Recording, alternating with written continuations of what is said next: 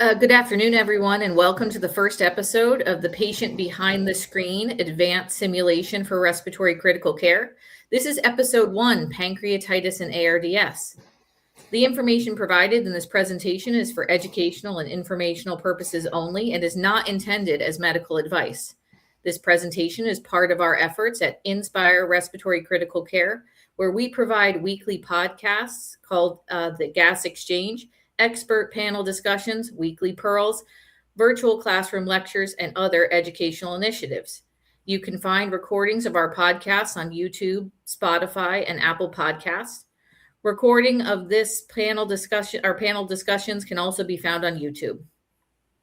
On our website, inspire-rt.com, you can find links to our past recordings and many other resources. My name is Marjorie Cullinan, and I will be the moderator for this episode. This is an interactive session, so we will be using QR codes and links for audience participation. And please place any questions that you have in the chat on the right-hand side of your screen. We will address questions from the chat at the end of the session. It is now my pleasure to welcome today's presenter, Eric Kreiner. Thank you, Marjorie. I'm going to share my screen here, and we are going to get ourselves started. All right. There we go. And I think this is what worked best for us. Okay, everybody, welcome. We're excited to be pushing this off and think that we have something pretty good prepared for you. We are going to do a little bit of simulation, and in such, we hope that you'll participate with us. We're going to use the platform Slido. You can get to Slido one of two ways here. You can scan the QR code on your phone. That will open up this particular classroom or Slido session. Alternatively, you can go to slido.com, as you see there. What you will see is I have it snipped the prompt for joining as a participant, in which you'll enter the code there, which is in the big block letters. So I will give everybody just a few seconds here, 20, 30-second kind of awkward pause as you get yourself set up.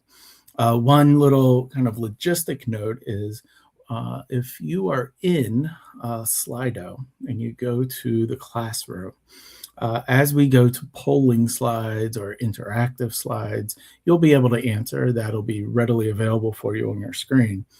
As we move away from those particular polling or audience response slides, that screen will kind of go black and say waiting for the next question or something in that vein. And then when we approach and get to the next question, your screen will then populate with the next one. All right. So don't think you've lost it. You're doing the right thing. All right. So hopefully we have everybody on board here, and we are going to get ourselves started, guys. So we're taking care of a 36-year-old male. He was admitted through the ED, originally complaining of abdominal pain, and was noted to have increasing shortness of breath.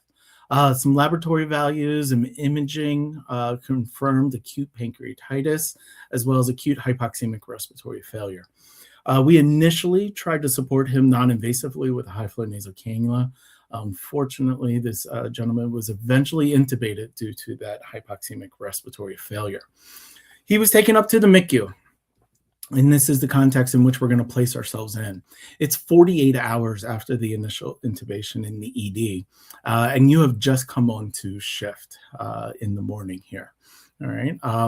As you enter the room and observe the patient, you take in the surroundings, and one of the things that you notice is that he's on several different continuous infusions, which are propofol, fentanyl, and norepinephrine.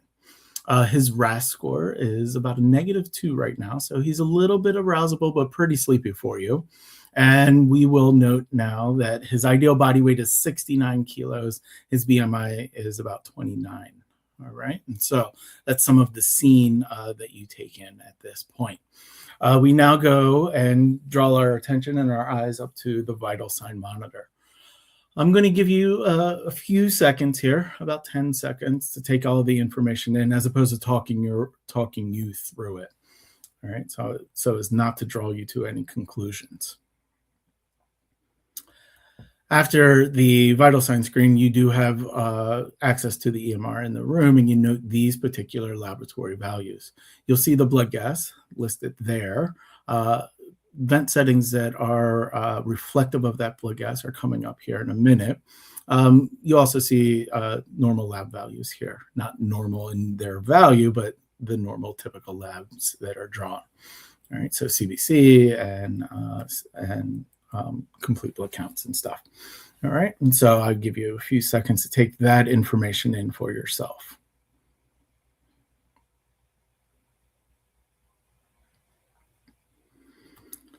You also review the chest radiograph, in which you find the following appearance.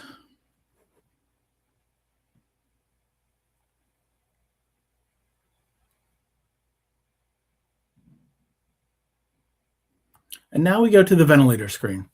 And so what I have here is the ventilator screen for us. You see the scalars.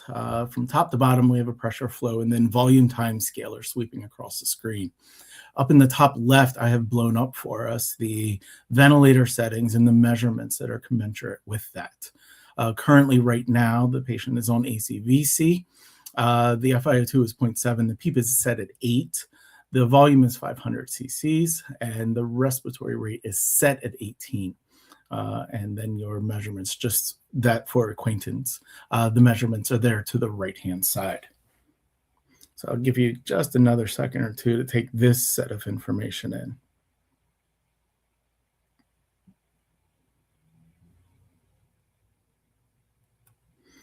So we come to our first polling question.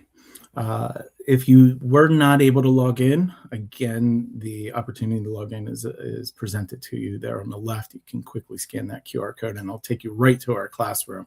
But we're going to be asking, what would you recommend for continued management of this patient at this time? All right, and so this is a free text. We want to kind of gather all the different ideas. All right, and so as you type, you can type in any sentence, any particular wording, anything like that. It's not multiple choice and it's not directional. We'd like to get your thoughts on what you would recommend for continued management.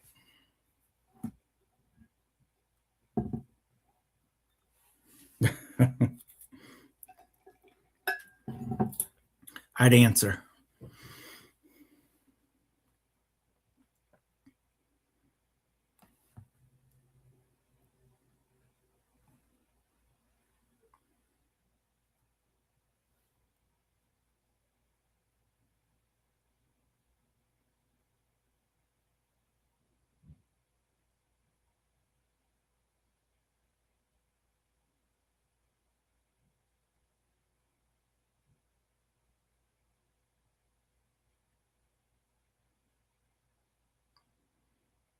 All right, I'm going to take this from now, what we have here. This is a word cloud, and these words get bigger as more and more people submit that particular answer or something close to it here. All right, and so it seems like we have a consensus that we should probably increase the PEEP or think about increasing the PEEP here. All right, and so the team did diagnose this patient with ARDS stemming from that acute pancreatitis. He had gotten progressively worse over the last 48 hours and is presenting in kind of a dire straits as we pick him up this morning. They've asked for a lung protective ventilation strategy to be implemented, and you do so.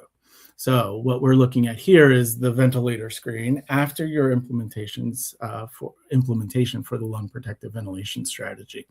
You've gone down on the tidal volume with an increase in rate, assuming that we wouldn't want it to capture most, if not all, of that minute ventilation, with that rate going all the way up to 28 and the minute ventilation staying relatively stable. We've also increased the PEEP as you desired previously. So that's where we stand here. The FiO2 is still sitting at 0.7. About 20 minutes later, we witness this on the vital sign monitor. All right, and as we go in, we notice this particular set of hemodynamic and oxygenation values.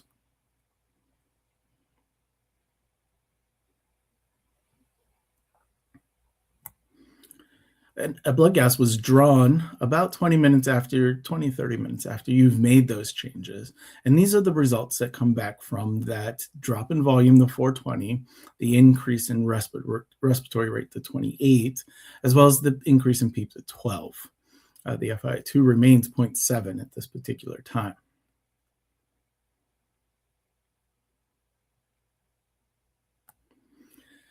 As we continue to monitor the patient, the oxygenation is slowly increasing. The patient was receiving a little bit of fluid at the same time, and so that oxygenation is slowly increasing. But about 10 minutes later, the nurse comes to get you because the ventilator is alarming and the patient is looking uncomfortable, a little bit more anxious and agitated.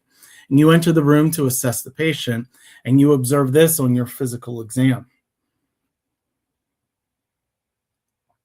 And as you glance at the ventilator screen, this is what you pick up on the ventilator screen here.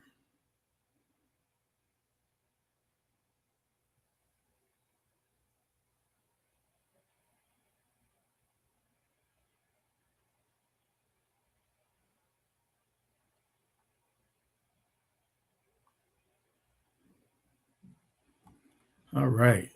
So, being the inquisitive person and highly attentive person that you are, you decide to perform an expiratory hold maneuver to assess the patient's neurologic drive. This is your performance of that expiratory hold maneuver and what you observe during it. And so now we come to our next polling question. This is going to be a multiple choice, and we're going to ask you for your recommendation for management at this particular time. I'm going to open up the poll and we'll see what kind of answers that we get here.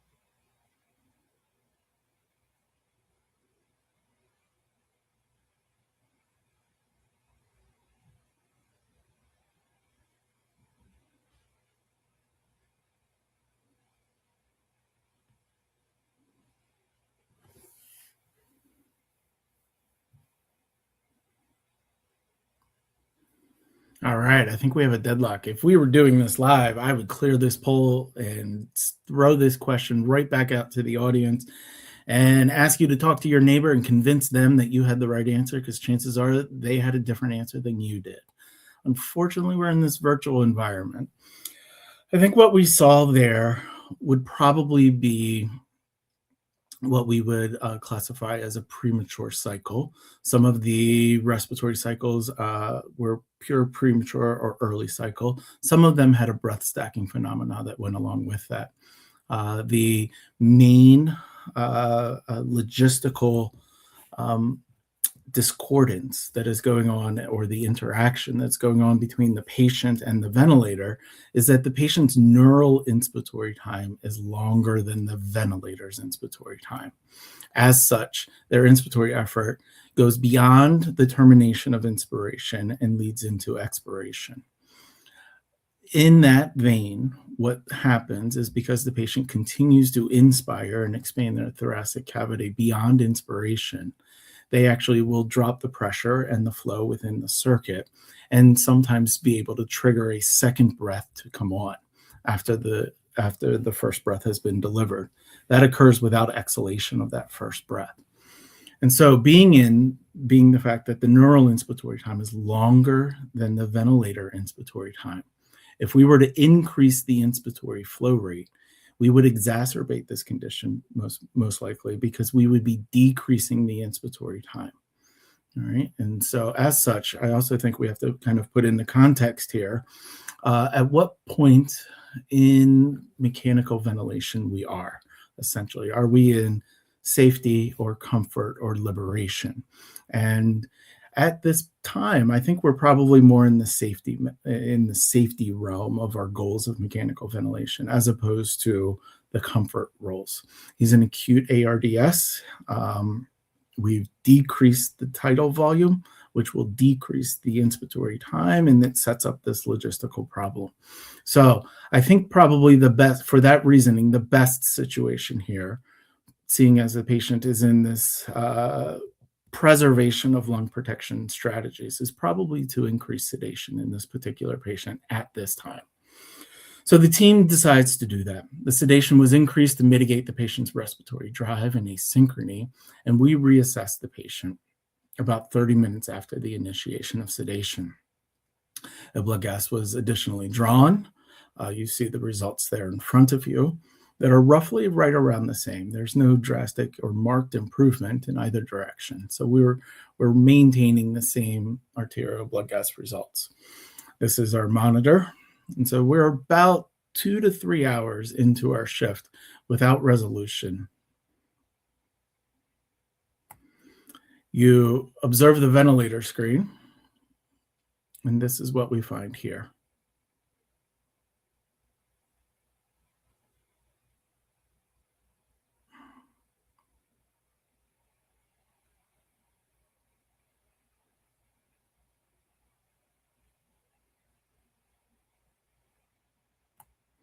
So what tools do you use or would you recommend for assessing an individual patient's optimal PEEP?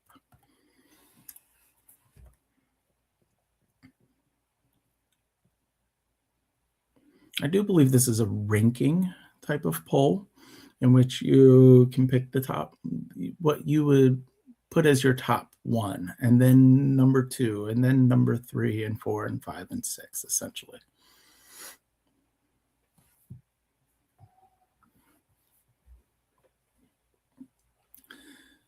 It does seem as if we're missing the mark on PEEP,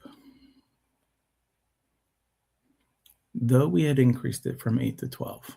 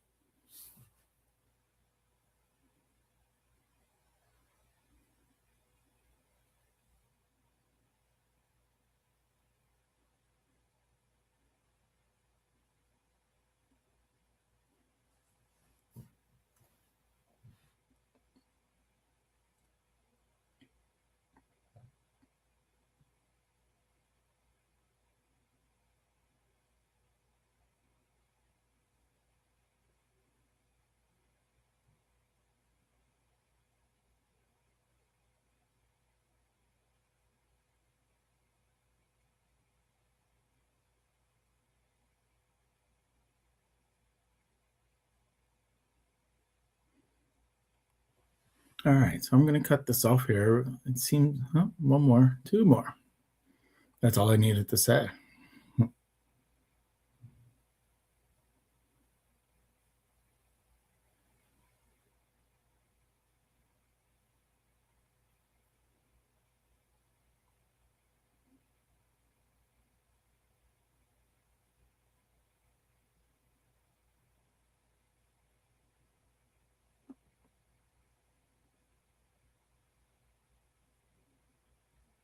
All right, so we're going to go ahead and go forward here.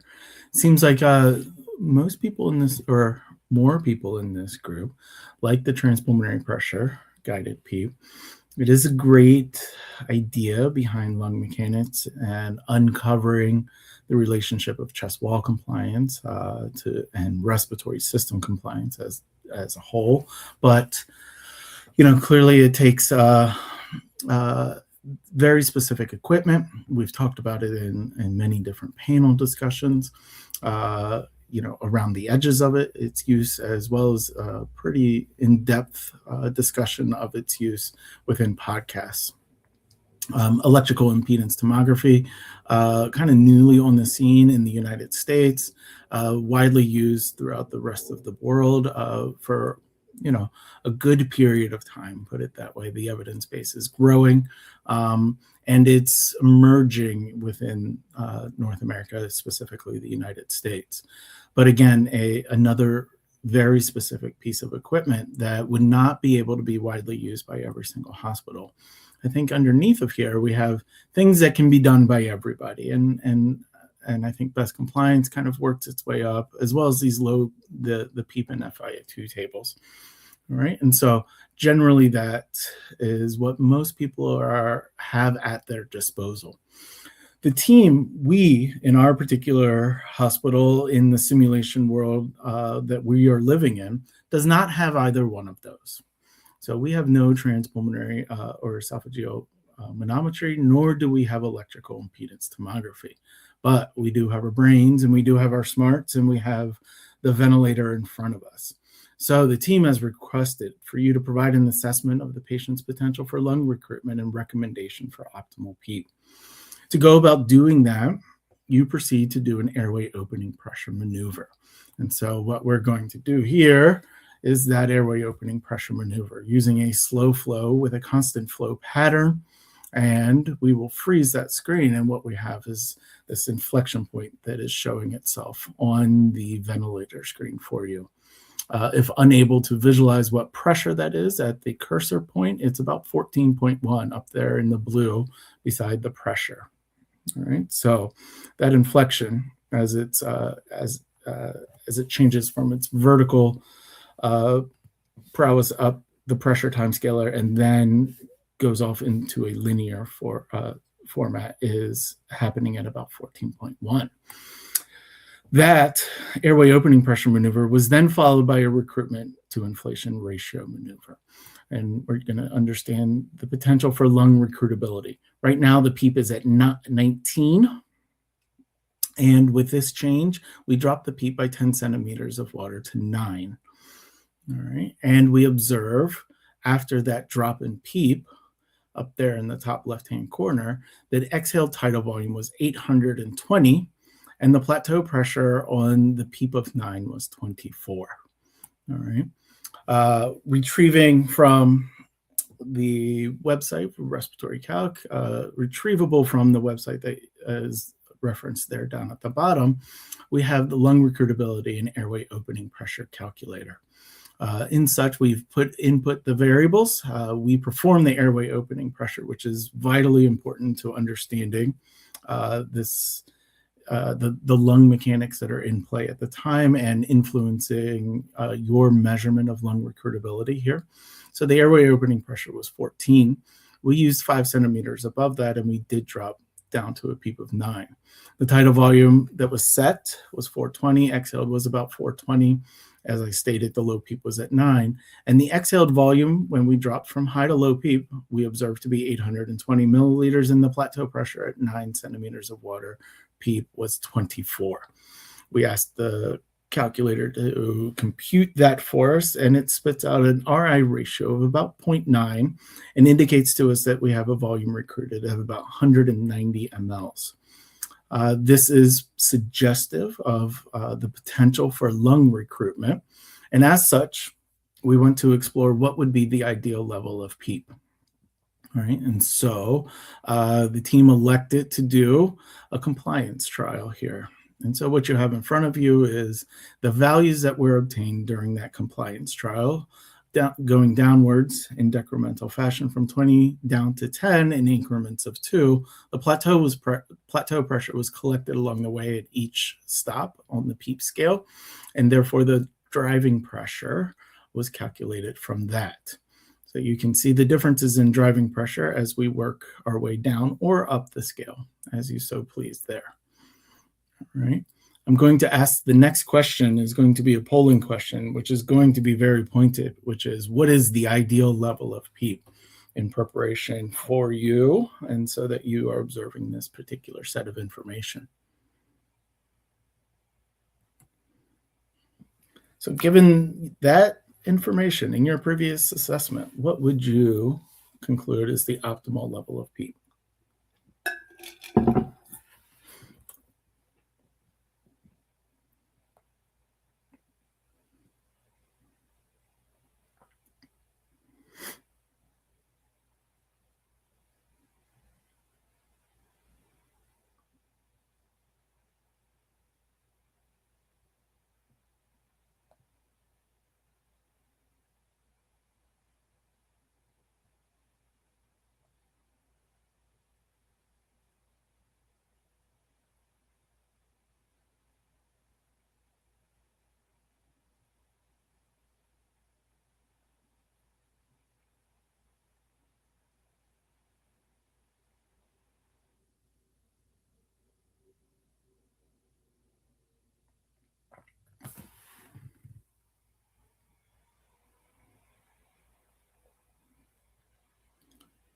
All right.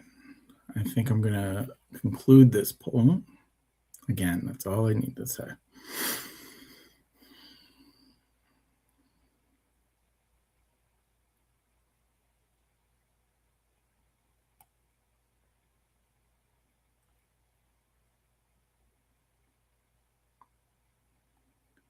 Okay. So 14 of PEEP was determined to be the airway opening pressure. And in that compliance trial there, I didn't provide what wasn't provided was all of the hemodynamic information that should go along with that, most likely. But 18 of PEEP had the best compliance with the best lung mechanics. And so anything below 14 or a PEEP below that airway opening pressure probably isn't doing the job communicating your set airway pressure from the ventilator to the alveolar level, right? And so we want to get to that point, and I understand and see what 14 gets us here, and that's just opening of the airway. Perhaps going above that opening pressure, finding the best compliance is what the team decided to do, essentially. And so they increased the PEEP to 18, and you can see the measurements that you have there as well. In such, and most importantly, probably the plateau pressure, maintaining below 30, and the driving pressure that goes along with that. The patient did remain hemodynamically stable with that increase in PEEP. This is the ventilator waveforms as you observe them.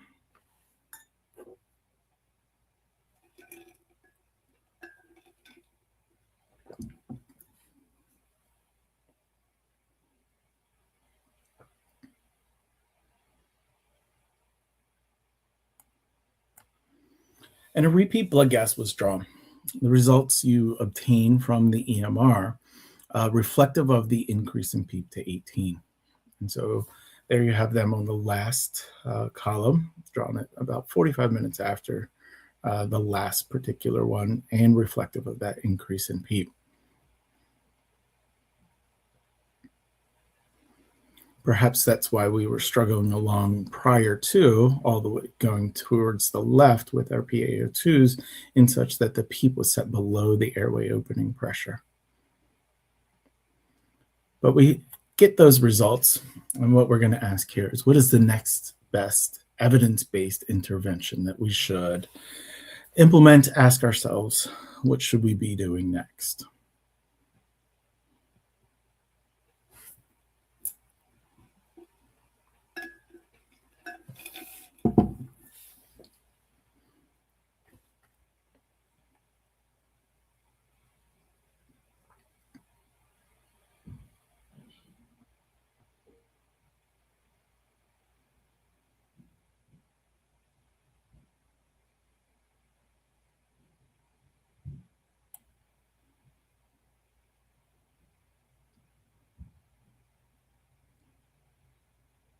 All right, I'll take this intervention. It's winning in a landslide. So yes, we'll initiate prone position.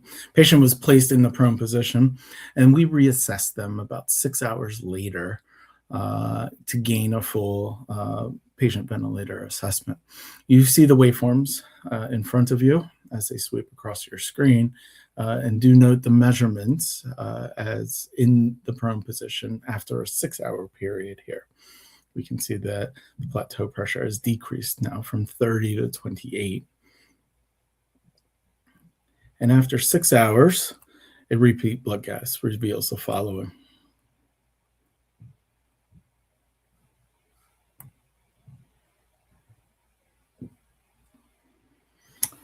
All right, so I think we're at the end of our simulation run here, and what we decided to pick off, essentially. We could have gone into a bunch of different directions, but I think what we really wanted to focus on is just kind of the initial onset and the management strategies that go along with ARDS. And so we landed on 4 objectives that we wanted to get through and work through in a simulation environment. You can see them there, recognizing ARDS and implementing the lung protective strategies, which we did at step 1. In step 2 of the simulation, we observed an asynchrony after the implementation of lung protection that we identified as early cycling with breast stacking, and we applied appropriate management strategies. We then were struggling with hypoxemia continued, and we were asked to assess the lung recruitability and individualized PEEP. We did two particular maneuvers, the airway opening pressure and the RI ratio maneuver. Then finally, we further applied the evidence base in terms of ARDS management strategies. We're going to go through, I think, what we want you to be able to leave with in terms of pearls. The first one, recognize ARDS and apply the lung protection ventilation strategies.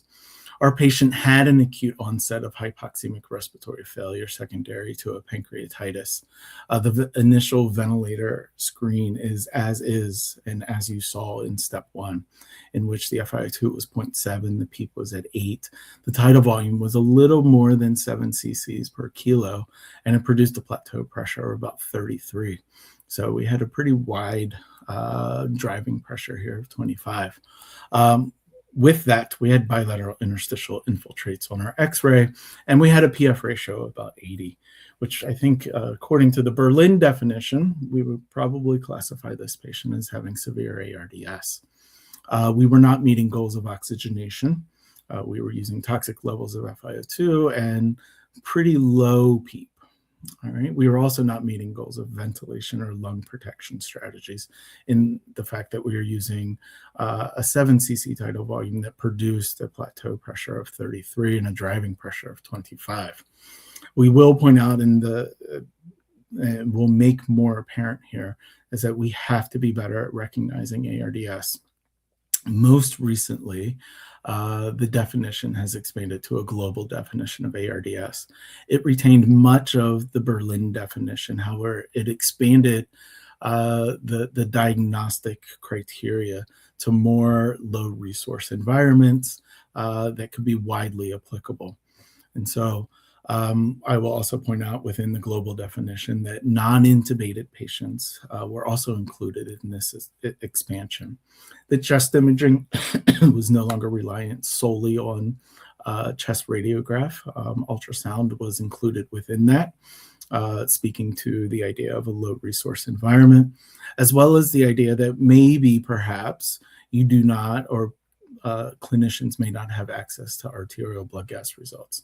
And so they included an SF ratio, a saturation of oxygen saturation, as opposed to a PaO2. So some of the highlights for this new global definition of ARDS. But as I was saying, it's vitally important for us to take this to heart and readily recognize these patients. This is a lung-safe study which was conducted across 50 countries worldwide. And I think the big thing is what we want to take away first is that this is not an uncommon occurrence. All right? It occurred in about 10% of the ICU admissions in this particular patient cohort, which accounted for about a quarter of your mechanically ventilated patients. If we were to ramp that up into a global scale based on WHO numbers in terms of patient population, that is about 3 million people a year globally that end up on the ventilator for ARDS. So that is not a small number. And the unfortunate thing is that our report card came back. We won't sugarcoat it with what I would say is a failing grade for our performance in ARDS. It was vastly under-recognized, only recognized in about 60% of ARDS patients. It got a little better if we stratified it according to disease severity. We did readily recognize it a little bit more, about 78, 80%, if it was bad. If it kind of hit us straight in the face. However, in those patients with mild ARDS, we only recognize this about half of the time. And so our performance and our implementation of best practices and evidence-based guidelines continued our kind of woeful performance, essentially. About 35% of these patients received the tidal volume that exceeded 8 cc's per kilo. So we did not apply lung protective strategies. One of the hallmarks of low volume ventilation that goes along with it is low pressure. And so maintaining a plateau pressure less than 30 relies on our measurement of it. Right? And so we only measured in about 40% of the patients, and that was irrespective of ARDS severity. We did not PEEP patients. We kept the PEEP low, that is below 12 centimeters of water in the vast majority of patients. And what we know to be one of the best practices is prone position, which we all readily recognize and recommend it, was only used in about 16% of severe ARDS patients. And so we'll go into briefly just these mechanisms of lung injury so that we can draw a straight line through these debriefing pearls. Although there are several of them, what we're going to key in on here is this idea of in the non-dependent lung, it is highly at risk for volume trauma. And so one of our strategies that lines up with best practices is to reduce the tidal volume. In the mid-lung to the dorsal lung segments or the dependent lung, you have recruitable collapsed but recruitable alveoli to completely collapsed and non-recruitable. Right? And so this particular area of the lung is most susceptible to tidal inflation or atelic trauma. And that calls for, a more moderate level of PEEP. And the problem that exists with ARDS is clearly what you see here in front of you pictorially, is that it's heterogeneous in its presentation. And so different areas, different regions of the lung are kind of demanding different treatment strategies, yet you only got one machine, essentially. And so a global idea in terms of lung protection is to implement these concepts. If we were to put this onto a lung volume scale, as we see here, the risk of volume trauma is clearly up at the top, or it's at its upper inflection, and that's where the risk of volume trauma is incurred. The risk of atelic trauma is clearly at the lower lung volumes, and that's where you risk the opening and closing of alveoli. We've drawn the line to say that anything above a plateau pressure is probably indicative of the incidence of volume trauma. And so our strategy is to, again, use this low volume and low pressure. And so we pull this downwards, essentially, so as not to hurt the patient. If we talk about the idea of and strategy to reduce atelic trauma in its form, we would use PEEP to reopen collapsed alveoli. And we would use a moderate PEEP, all right, or set it to a PEEP FiO2 table. Admittedly, this is a little bit more tricky to understand and find out on each individual patient. But in our hopes, we hope to pull that upwards. And so you end up with a target ventilation strategy that if you were to close your eyes, you got to hit this bullseye and hit this target in order to protect the patient from ongoing lung injury after they've already been insulted.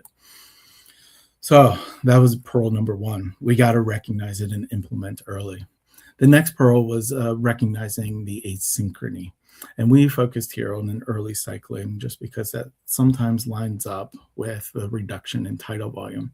So we did diagnose the ARDS and we implemented the lung protection strategy as we should. And in such, we decreased the tidal volume and we altered the ventilator's architecture, essentially, putting in less volume over a smaller period of time, which produced this mismatch in neural time to ventilator inspiratory time and the discordances that you see on the screen.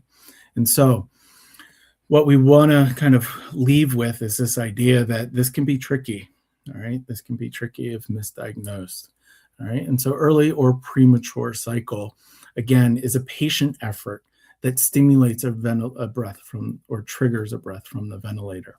And you can see the mismatch there in bars, essentially, is that the patient's effort or their neural inspiratory time lasts longer than the ventilator's inspiratory time in the way that you've constructed it. I think one of the key things that you take away from that is that the patient triggered that breath from the ventilator. They have an existent neurologic drive. What we also saw within that pattern of discordance was a breath stacking phenomena that was subsequent to the premature or early cycle.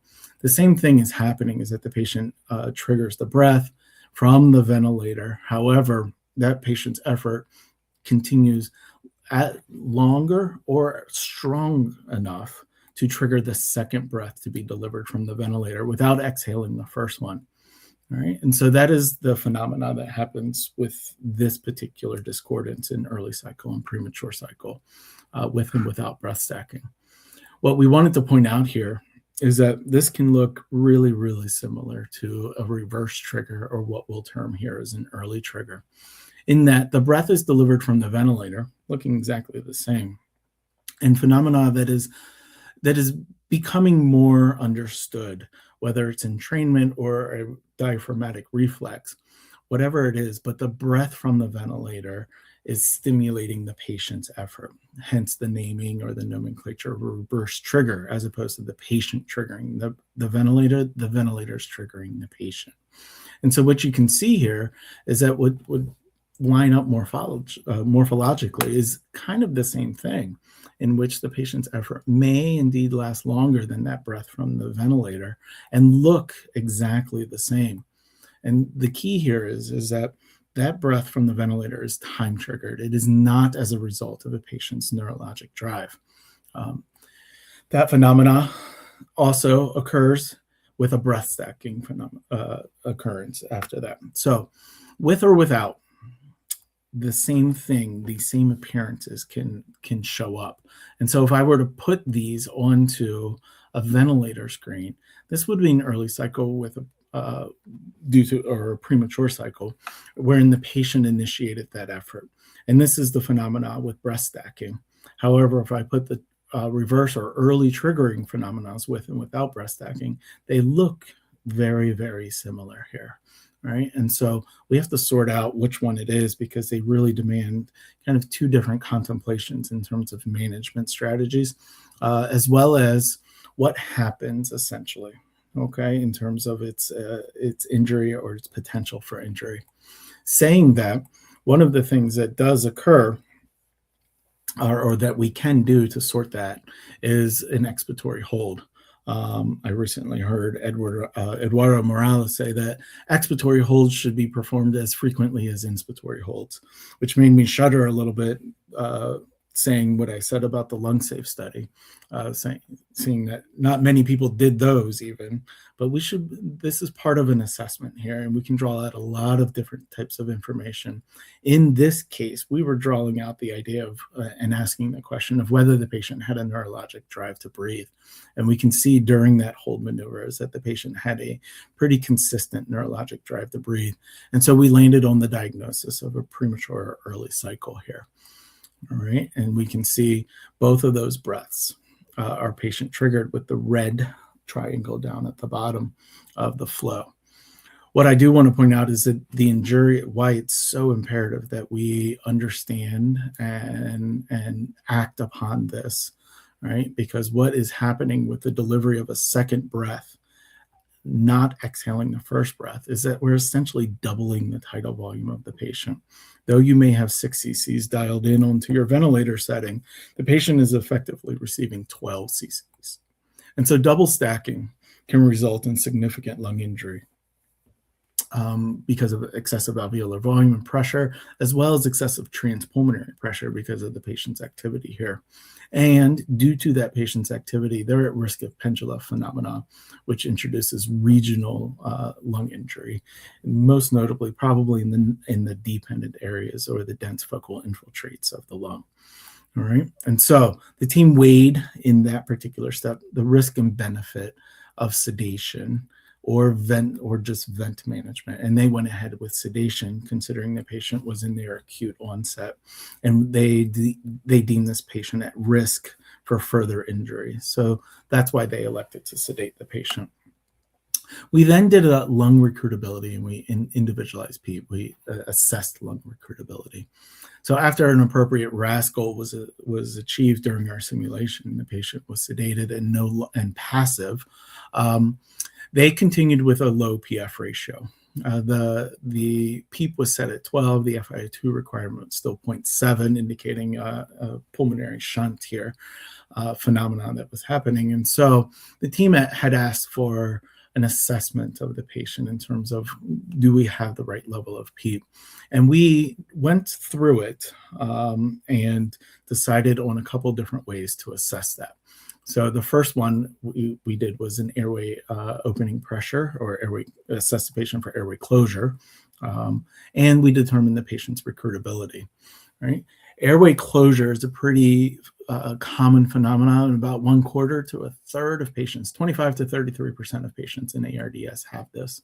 Lou Chen's group here did a lot of really great work. We're not going to journal club this, but I do want to conceptually present it in the idea of what airway closure is. All right. And so if we have the circuit set up, the ventilator to the right-hand side, the alveolus to the left, we have an airway closure or a narrowing of the airway, essentially.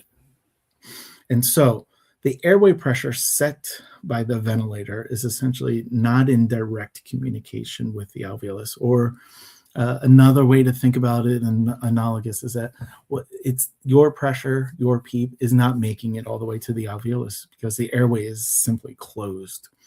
We assess this based on this idea, this concept, in a square flow waveform or constant flow.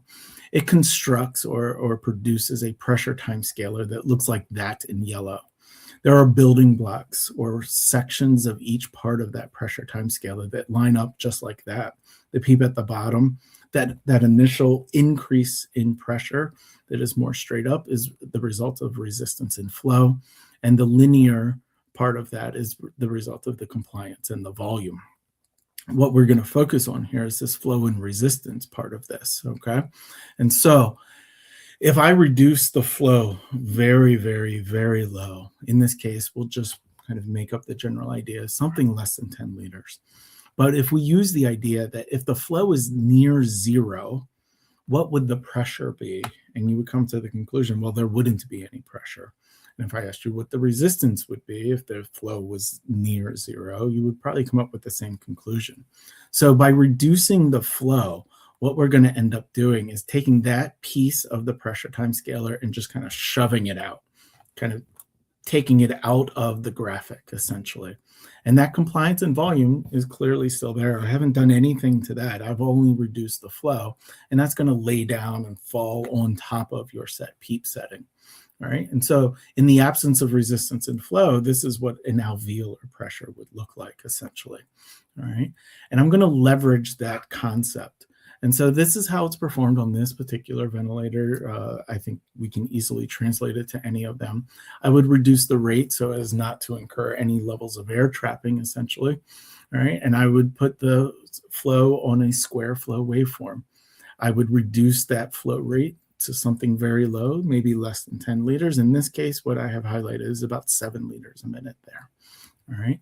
And if there is no airway closure, which meaning you have a completely patent airway, the flow would go in like this, all the way through that patent airway, and you would produce a pressure time scalar that looked just like what we had talked about previously, in that the linear portion or the volume and compliance portion of the airway pressure graphic essentially launches straight from the PEEP. However, if there is airway closure present, as I put that flow in, despite it being very, very low, when it essentially hits that airway closure, there's an increase in pressure. And what we can see is right there is that increase in pressure is not due to flow, and nor is it due to resistance. It's due to the airway closure. Once the airway opens and enough pressure is exerted and opening the airway, then the volume is allowed to travel further down the airway into the alveolus, and then you have the normal linear portion of the volume and compliance as it accumulates. That's the idea of the airway opening pressure maneuver. Why we have to be really, really cognizant of this happening in 25 to 30 to a third of our patients is that we can really grossly underestimate PEEP in this case, and the end expiratory volume, because essentially your PEEP is not making it to the alveolus if your PEEP is set below the airway closure point, right? That is a discontinuous, or it's not communicating, all right? And so that PEEP of 8, airway pressure going down the airway, past the airway closure, we're unclear what that PEEP is and if it's exerting any effect. So you can grossly underestimate your PEEP, in which kind of showed up on this particular patient. The other thing that goes on is this overestimation of airway driving pressure and the focus of or maybe perhaps a knee-jerk response to addressing airway pressure without understanding if the patient has airway closure or not. So in this particular case, the PEEP was set on 8 and the plateau pressure is 26, meaning the driving pressure is 18, which if you took this on the surface and did not have the benefit of airway closure assessment, I think you would be spurred into action here, that you would want to do something about this really high driving pressure, perhaps reduce the volume, perhaps do things that may not be necessary or appropriate in this particular patient. And what ends up happening, even as we increase the PEEP, still being below the airway closure, that PEEP is absorbed essentially. The plateau remains there at 26. And so as we go up on the PEEP, the driving pressure will go down here. And once we get to the set PEEP, and now the airway is maintained in an open position, you can see what the driving pressure actually is as the ventilator is in full communication with the alveolus. And in this case, it was 14. So with the benefit of the airway closure maneuver, you may not act upon something that you would have if you didn't know it. All right. And so that's why it's important to understand airway opening pressure. In our particular patient, it was measured at 14. Right. And so this idea takes us next to the lung recruitability. If we increase PEEP, if just close our eyes, what we're doing is not only increasing the pressure in the alveolus, but we're also increasing end expiratory lung volume. All right. The problem is that that's really difficult for us to understand how much volume we are gaining on the increasing side of things. But if I kind of flip that equation around a little bit, if I decrease the PEEP, I'm going to be decreasing the end expiratory lung volume. And that I can see. All right, I can pick that up if I'm observant and understand what's happening. And so what we did was a recruitment to inflation maneuver. And the way that this works conceptually is that in the inflated lung, if the PEEP was at its lowest level, we'll say in this case, in this particular graphic, it's 5. What's important to understand is that the units of measure of compliance, which I am able to measure in that particular portion of the lung, that inflated portion, is in milliliters per centimeter of water. So if we measure that particular compliance and know that in milliliters per centimeter of water, and then change the PEEP by a known centimeter of water, what you end up doing is that if you know the compliance and know the PEEP in which you've changed, you can predict the amount of end expiratory lung volume, because milliliters per centimeter of water times centimeter of water equals volume, right? And so the problem is that, again, I have a really difficult time, we have a really difficult time understanding how much volume we gain or that we increase in terms of its end expiratory lung volume. But if I now go from left to right on this graphic and I decrease the PEEP, the same thing can be happen, is that I will lose lung volume and the patient essentially will exhale that lung volume out, whatever was recruited and changed with that or gained with that increase in PEEP level. So if I decrease the level of PEEP, the patient's going to exhale a particularly large volume directly after the decrease in PEEP. And that volume can kind of be compartmentalized or segmented. And part of that volume is based on the set tidal volume, because clearly you put it in and they're going to be exhaling out. The next part of that volume is based or predicted, or it's based on the known compliance, is kind of predicted, all right? And then any additional volume over top of that would be recruited volume, all right? And so that's the idea or the understanding conceptually of doing this maneuver to understand if I did gain end expiratory lung volume. And we're just doing it on the reverse by decreasing the PEEP.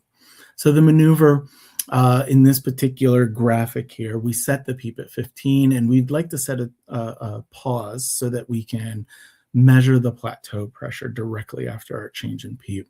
Doing it without setting the pause becomes a little bit fumbly and kind of clunky.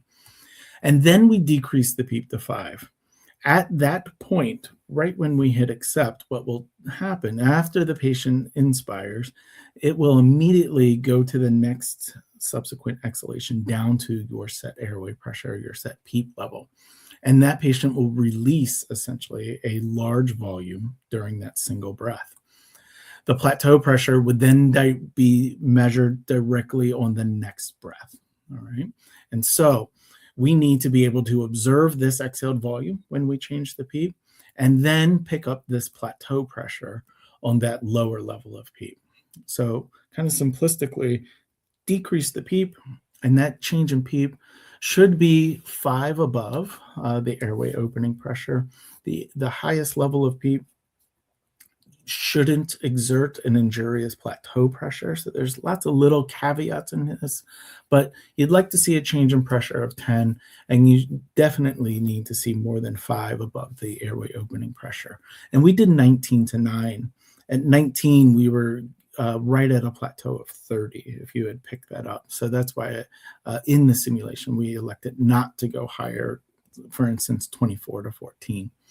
All right. So just kind of conceptually, if I knew the compliance of the baby lung, and I'm making up these numbers here, a volume of 400, plateau of 25, peak of 5, that computes out to a compliance of 20. And now understanding the compliance of the recruited lung, if that large exhaled volume was 700, I know that 400 is from the tidal volume. I know that 200 is from the compliance, and anything above that, which is 100 cc's, would be recruited volume. And so if I do the compliance calculation for that change in PEEP, which was 10 centimeters of water, and I gained 100 cc's, essentially, the compliance of that part is 10. And then I put that into ratio, essentially 10 over 20 here, and you would come out in our example with an RA ratio of 0.5. Anything above 0.5 to 0.6 is kind of suggestive. It was the mean within this particular cohort, but it's suggestive that the lung was recruitable. For instance, if we did the RA ratio and it was 0.3 or 0.2, it would suggest that the lung is not recruitable, and a higher PEEP strategy probably isn't your answer at that particular time. All right, you can access this here on this, it shouldn't be blog, but you'll get there. You'll see respiratory calc, but there's a good access there. In our particular scenario, this is what we picked apart here during that RI maneuver. 19 to 9, the set tidal volume was 420. The exhaled when we dropped the PEEP was 820, and the plateau pressure was 24. And we put it into the calculator, which we referenced, and we got a favorable RI ratio that showed the potential for recruitment. And so that's why we went up. The last pearl that we got to essentially was proning. All right. And this is applying evidence-based strategies. In 2017, a joint society guideline was published. It has been updated, the latest being in 2024. I'll just note that up there on the right-hand side, the society's kind of split. They have a little bit different, somewhat different recommendations, but they all kind of fall in line in the green part of this, in which we should be doing lung protective ventilation strategies and prone positioning. It was strongly recommended. And so that is our evidence base as we go forward. Conditional recommendations for the others. The European Society of Intensive Care Medicine asked several more PICO questions that were more broad and wide-ranging. You can use the reference there to look those up, but for the purposes of our discussion here, this is the evidence base that we're going on and its foundation in terms of lung protective ventilation and prone positioning. All right, just because I think it is probably important and we talk about it a lot within this group, within our podcast, within our panel discussions, we talk about the Perceiva's study, but I just want to point this out here, how important this is. This was a prospective randomized controlled trial conducted across 27 ICUs. It enrolled close to 500 patients. They randomized them into two groups, one being the prone position, the prone group, which had prone positioning for at least 16 consecutive hours per day. The other group was the supine group, roughly the same number of patients per, and they got identical mechanical ventilation. So they were searching for the answer, did the positioning matter, because they got identical mechanical ventilation here. The primary outcome was 28-day mortality. It extended out to 90 days. And so there was a 16 percentage point reduction in mortality here. So this study that often referenced, put into guidelines, is an important piece. And from the lung safe, which we reference all the way back at our pearls here, it is not implemented as much as we used to do, essentially, in terms of the COVID era, essentially, right? And so we put this here because I think we need to take this to heart and leave with it. All right. If we were to understand maybe perhaps an escalating staircase in terms of application, just going by the evidence, conditional as well as strongly recommend it. This is kind of what you get to essentially within the evidence. Clearly, I understand that transpulmonary pressure and airway opening and lung recruitability, these are all tools that we have. Some have more, some have less. The introduction of electrical impedance tomography into practices is changing the complexion of mechanical ventilation in ARDS. But these are what is foundationally within our evidence base. Everything else has not undergone rigid and prospective randomized control trials. So I think the jury's out. Promising physiologic ideas. We've gotten burned in the past by great physiologic ideas that just make sense. So this is what I think the mental map probably looks like. All right, and with that, we come to the end of our simulation. It took right in an hour. I cannot believe it. But what I'm going to do here is stop sharing this screen so that we can open up this panel and take any questions.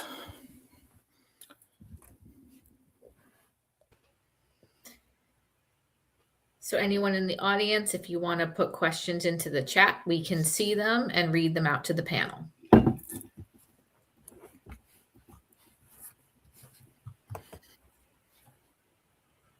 To start off, does anyone in the panel have any questions? So many. I always have more questions than I have answers. Great job, Eric. We appreciate you, your presentation. Thank you. Took a little building. Yeah, it was a nice job. Nice job. For those who are still on listening, this was recorded, or is still being recorded, and we will make this available on our platform first on YouTube, and then we'll have links to the YouTube video on different platforms. So you can continue to go to, let me see if somebody else can talk while I'm figuring this out. I'll send people a link to our forum for questions and conversation. So if anybody is interested in carrying this conversation offline. So we do have a question. So I wanted to know if changing the I time for the initial asynchrony would have worked on some ventilators.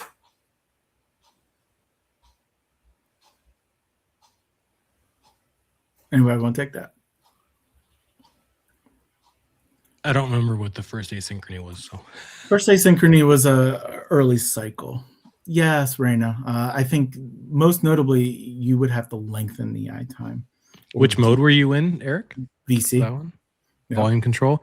Yeah. Yeah, the only issue with extending an I time in volume assist control is that you slow the flow down. So if the patient's breathing spontaneously, you essentially make them outstrip the ventilator more because as you increase the time, the constant flow rate will decrease. And so the patient now, you'll see more of a scooping in the pressure waveform as the patient now is basically outstripping the flow. So that's where you run the risk of that. If you were in a pressure targeted mode, then that would make a lot more sense. But in a volume targeted mode, like volume assist control, it would have a negative impact of lowering the flow rate in a spontaneous breathing patient. And that's one of the caveats with volume assist control, that when patients become passive, they are highly likely for their effort. Now, I saw in your example, you had very low PMUS, so they weren't outstripping the ventilator, but many patients, if they have a significant amount of drive, their inspiratory flow will exceed the flow rate that you're utilizing. And so slowing it down would not be beneficial. No. Would likely make the patient more uncomfortable. No. It might fix the timing problem. Might fix the timing problem, but it'll create a flow synchrony problem where they're. Yeah, that's what I like to say. You fix the cycle problem, but you boot it from the back of the breath to the front of the breath, essentially. Yep. All of that being said, though, I think it's a reasonable initial, it makes sense. And that's probably what I would do initially, is manipulate the I time. And Yeah, and just someone, she's mentioning that on the Hamilton ventilator, it's so, just so you know, with various ventilators with auto flow, it becomes a decelerating flow, but if it's true volume assist control, the peak is still fixed regardless of the shape. Now, if it's auto flow, again, still when you extend the time, the mode is trying to deliver a specific volume. And so if it's trying to deliver a specific volume over a longer period of time, it does have a negative impact on what it's willing to give the patient. So it will still decrease the support to the patient. The pressure will still decrease regardless, because it's lengthening out the time you're telling it to deliver that volume. And so if it basically something has to give. And so the comfort level would definitely decrease. Yeah, I mean, I would most likely not use volume targeted ventilation on anybody that was spontaneously breathing anyway. So good question, Brina.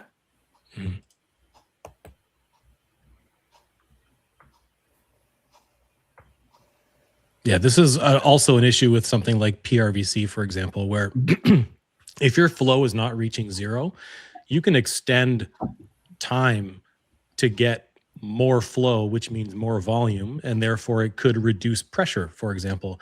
But if your patient's breathing spontaneously, regardless, is the mode's trying to deliver a certain amount of volume, so it's going to do whatever it can to maintain that. So if you give it more time to do it, something else has to give, like the inspiratory pressure. So then if inspiratory pressure decreases, the patient has to make, again, if they may want the volume, but they're also getting an offloading of inspiratory work. And the minute the ventilator titrates down the pressure, it's no longer offloading that same amount of work. It's giving the volume, but if the patient wants even a little bit more volume, you get into this really weird problem where the ventilator just starts ramping down. But with a low drive, like in the example that Eric had, the mode is essentially irrelevant because the patient's not outstripping anything. Like they were more than being supported sufficiently based on their level of drive. You would know right away if volume control, if your patient's drive is not sufficiently handled.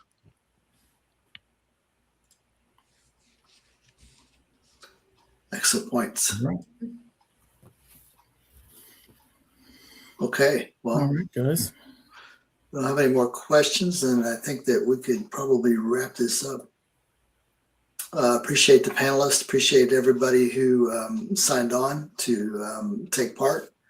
I really like the interactive component, and we, like I said before, we will upload this to YouTube and to our platform as soon as possible, and we'll send this out. And please feel free to share this with anyone that you think would be interested.